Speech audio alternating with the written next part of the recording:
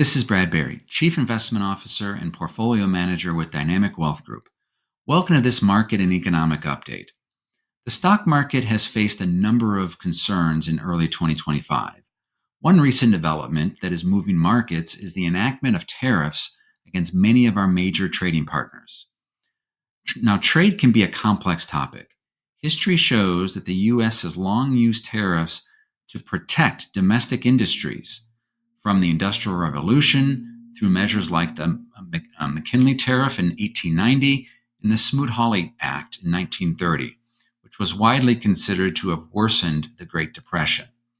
Now, this led to a period of free trade and global economic growth. However, it also led to domestic manufacturing job losses as production moved overseas. Now, the pendulum has swung back toward protectionist policies, which began with President Trump's first term. Now, in this video, we'll discuss tariffs and the current updates, historical context, and the overall purpose and effects of more restrictive trade policy. First, as this chart shows, the U.S. runs a significant trade deficit, which means we as a nation buy significantly more products from the rest of the world compared to what we sell to the rest of the world.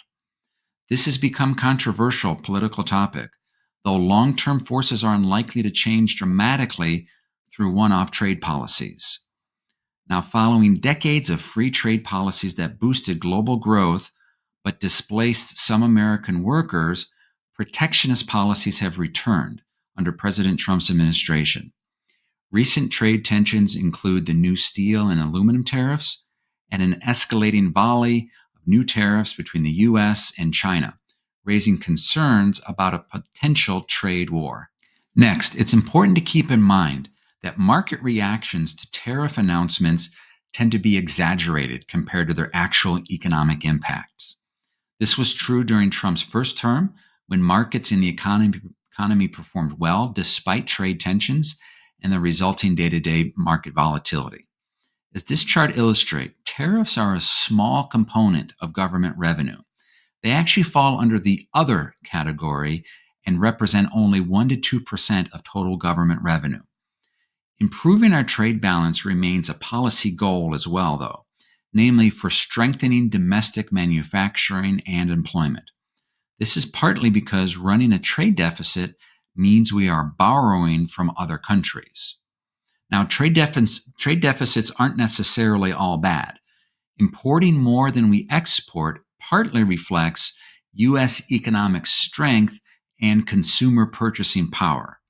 So while many would like to see smaller trade deficits, there are actually many factors that come into play and need balancing. Finally, as this chart shows, the U.S. dollar has strengthened against major currencies since the election, partly due to trade dynamics and reduced imports. Trade and currencies are interlinked. When we import foreign goods, we also need to convert dollars into foreign currency. So if we import fewer goods, this helps to keep the dollar strong. Since the presidential inauguration, markets have been volatile as investors try to react to these events.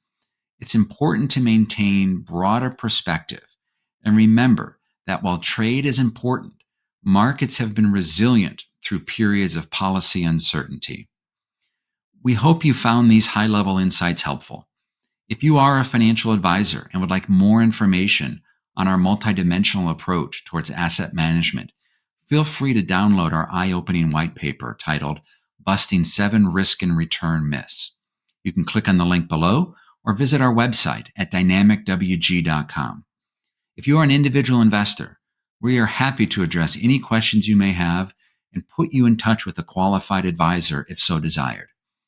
Until next time, take care, everyone, and make smart, logical, and fact-based financial decisions.